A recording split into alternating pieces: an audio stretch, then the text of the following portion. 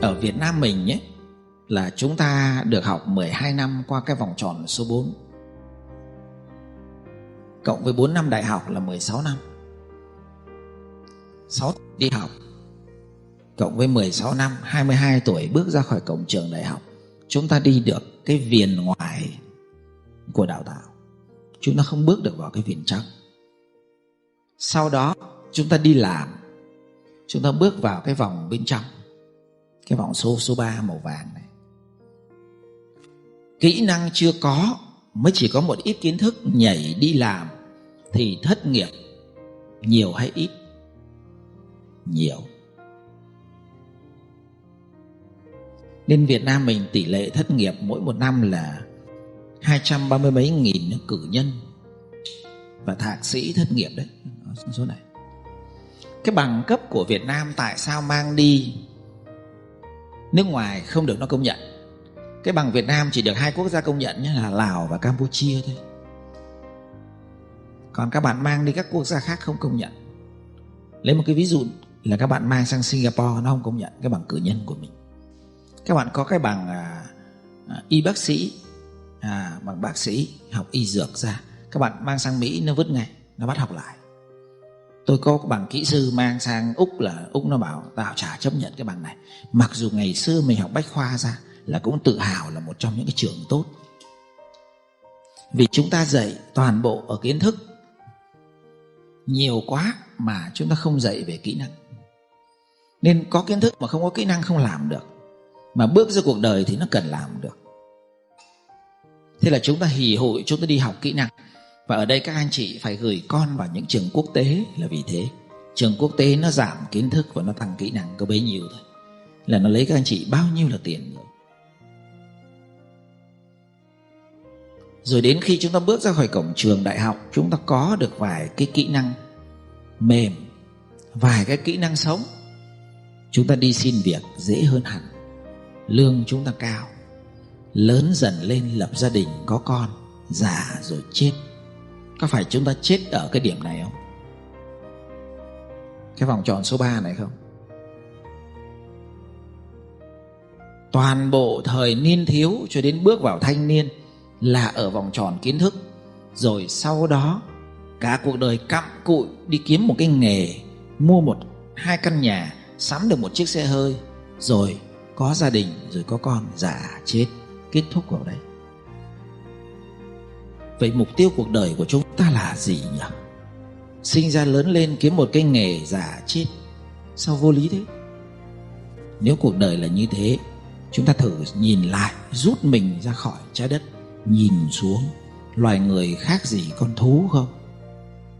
Loài người khác gì một cái loài thú nào đó không?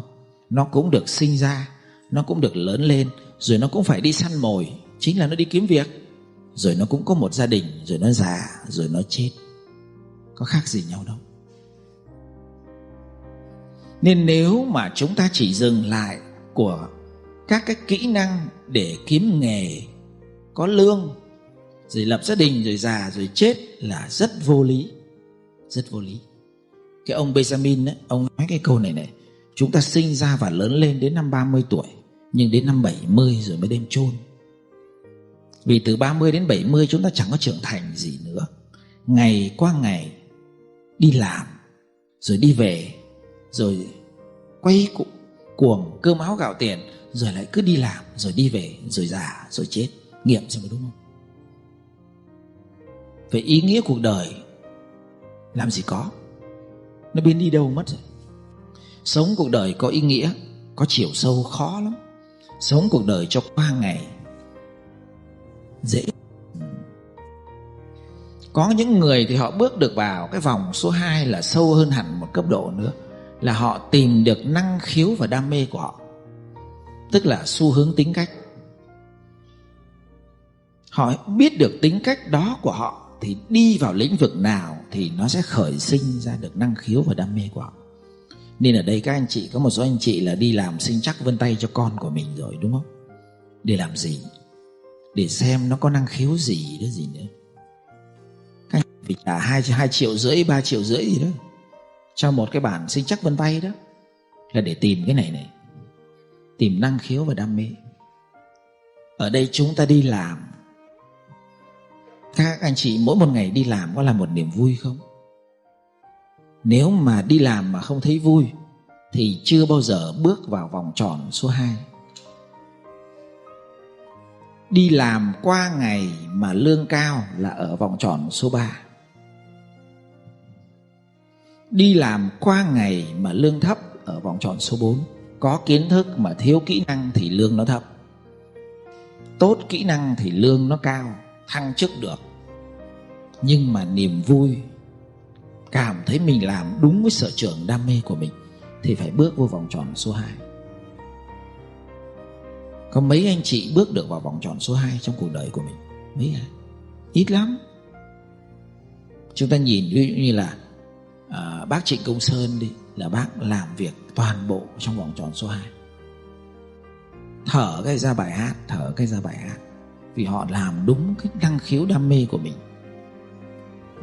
Nên tại sao các anh chị bị một cái vấn đề là làm bất cứ một công việc gì sau khoảng 3 năm bắt đầu chán? Các bạn cứ nhảy việc nhé. Từ doanh nghiệp thứ nhất làm được 3 năm chán, nhảy sang doanh nghiệp thứ 2 3 năm lại chán trở lại. Có những anh chị lâu thì 5 năm là chán. Vì chúng ta không bước được vào vòng tròn số 2. Toàn bộ nền giáo dục của Việt Nam không đào tạo vòng tròn số 2.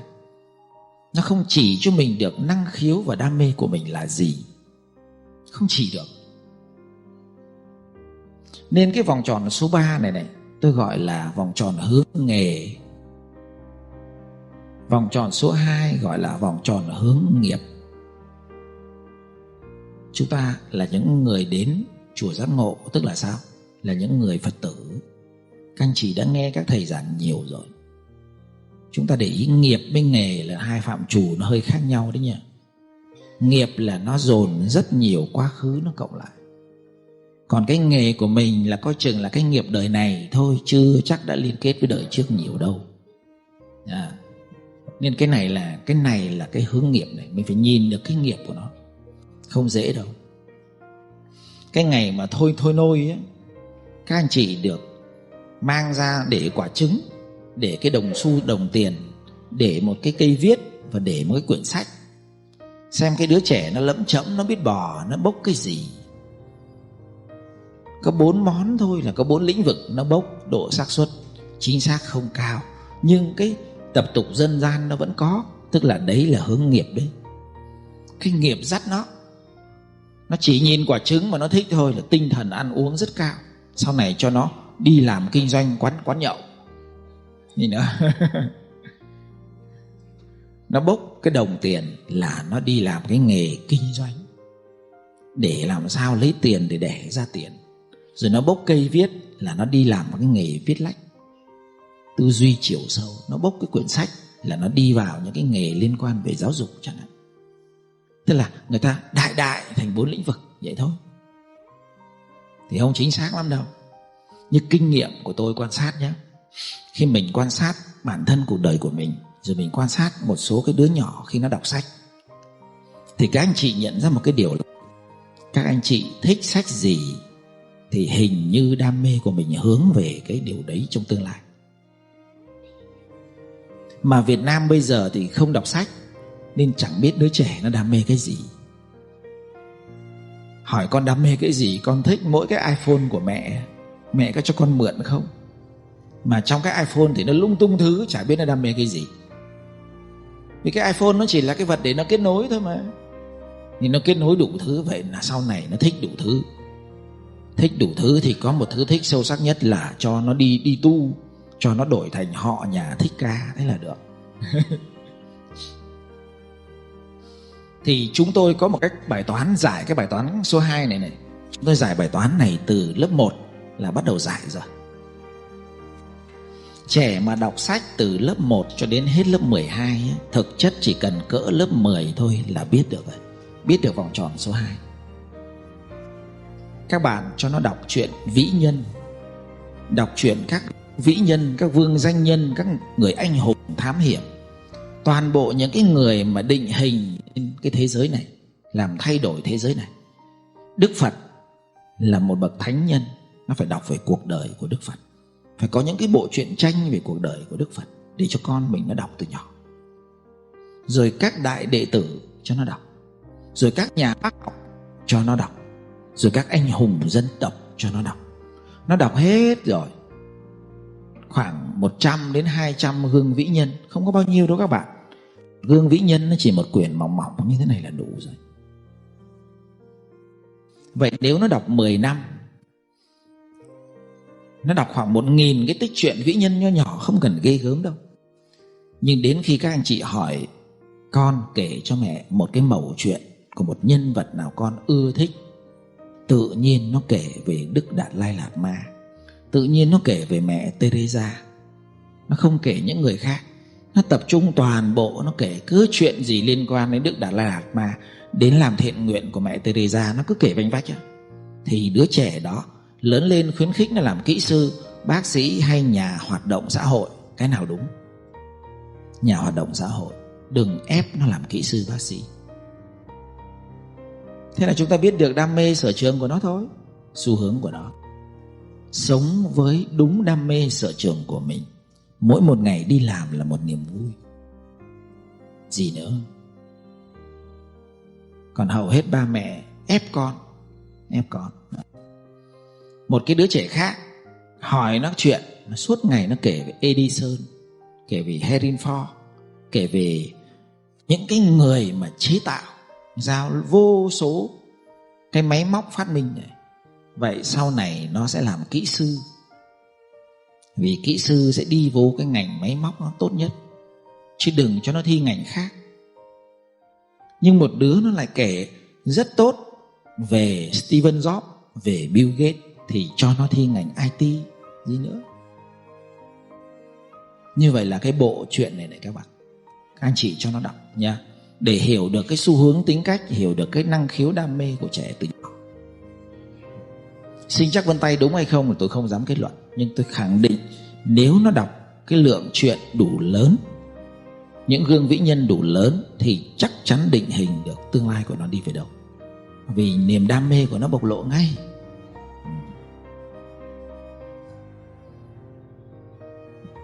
Và vòng tròn trong cùng chúng ta gọi là cái nhân cách của một con người.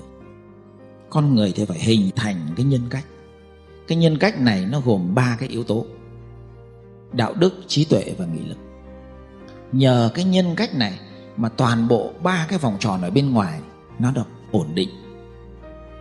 Chúng ta để ý này, các bạn có nhiều kiến thức, có nhiều kỹ năng, thậm chí làm đúng với sở trường đam mê của mình, nhưng nếu mất đi nhân cách cốt lõi thì cuộc đời của chúng ta mang hoa lại cho đời hay phá hoại cuộc đời, xây dựng cuộc đời hay đi tàn phá cuộc đời.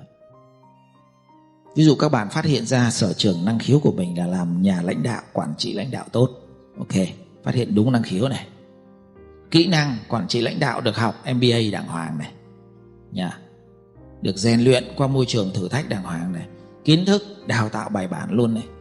Bước ra cuộc đời làm sếp, đúng quản trị lãnh đạo rồi, nhưng nhân cách đạo đức nó mất thì sao? Thì ông sếp này làm gì cuộc đời? Cống hiến hay tàn phá cuộc đời? Ông ta chỉ thu vén về bản thân thôi, còn đâu ông ta tàn phá cuộc đời. Nên cái nhân cách cốt lõi này nó quan trọng lắm. Thì chúng ta quên. Mà hầu hết cái cách đào tạo của chúng ta là đào tạo từ bên ngoài vào. Đi được cái viền kiến thức, rồi cả cuộc đời hì hụi đi cái viền kỹ năng nghề, rồi già, rồi chết, rồi định nghĩa đây là thành công.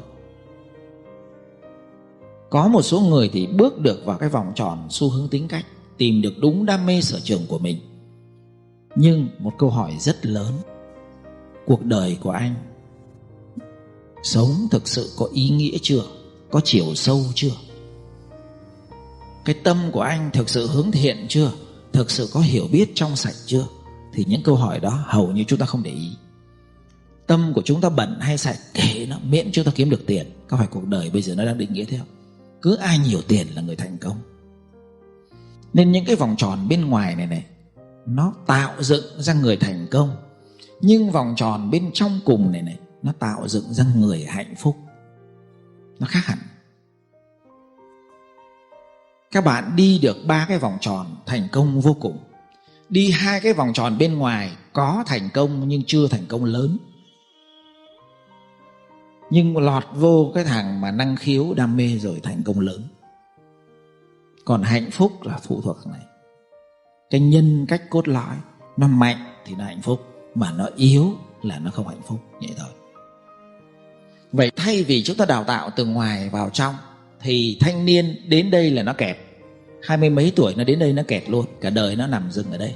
Có những người kịp bước xuống đây năm 40 mấy tuổi tìm về được đam mê của mình, nhưng rồi đến chết vẫn chưa bước được vào vòng tròn bên trong. Nên ở đây có 2 chiều. Đào tạo là có 2 chiều. Làm đúng là phải mang cái lõi này đi ra. Còn chúng dạy là bây giờ là từ bên ngoài đi vào. Dạy đúng là phải mang cái nhân cách cốt lõi này đi ra. Vậy là cái giáo trình, cái quyển sách các anh chị cầm đọc cho các con có nhân cách cốt lõi không? Cái kiến thức này có nhân cách cốt lõi. Kỹ năng mà các anh chị dạy các con có bóng dáng của nhân cách cốt lõi không? Hay lại là kỹ năng lừa đảo, kỹ năng đắc nhân tâm, nói cho nó khéo, nịnh cho nó giỏi, lấy lòng cho nó tốt rồi để đi lừa người ta. Vậy cái kỹ năng giao tiếp thuyết trình, cái kỹ năng đắc nhân tâm đó không có nhân cách, đi nhân cách đạo đức, rất nguy hiểm. Vậy các bạn mới thấy là dạy kỹ năng phải lồng được cái nhân cách cốt lõi vào. Kiến thức cũng thế. Nên ở đây tôi đã ghi tạm cho các anh chị rồi. Kiến thức thì lấy tủ sách vĩ nhân và tủ sách tinh hoa. Sách viết về các vĩ nhân và sách tinh hoa nhân loại, coi đó là tinh hoa, cứ mạnh dạn lấy về mà đọc. Kinh điển Đức Phật là 2.600 năm nay rồi. Mỗi một năm có nửa tỷ người theo, 500 triệu người theo. Bao nhiêu năm sóng gió. Nhưng kinh điển Đức Phật, người nào học mà hiểu nha, tôi không nói học vẹt nha. Học vẹt nguy hiểm lắm đấy. Học vẹt là sinh mê tín đấy. Học mà hiểu rồi thực hành được thì những người đó gọi là kiến thức tinh hoa ngấm vào máu. Đức Phật dạy toàn thứ tinh hoa thôi. Xu hướng tính cách cũng thế. Bây giờ giả sử các anh chị tìm được một cái năng khiếu của một cái đứa trẻ, là một cái năng khiếu hát, nó hát rất hay. Vậy các anh chị cho nó hát bài gì? Cái bài gì mà nó có được cái nhân cách trong đó. Còn bài gì nó đi ngược lại nhân cách, không cho hát.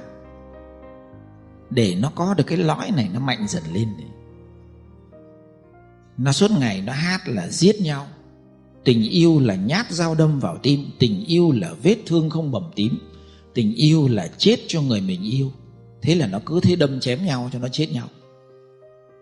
Thì như vậy nó cũng là một người ca sĩ đó, nổi tiếng đó, nhưng vô tình nó gieo rắc cái gì? Nó làm việc đúng năng khiếu của nó gieo rắc cho đến những người nghe toàn những cái thứ gì yêu đương lăng nhăng rồi đâm chém nhau thôi.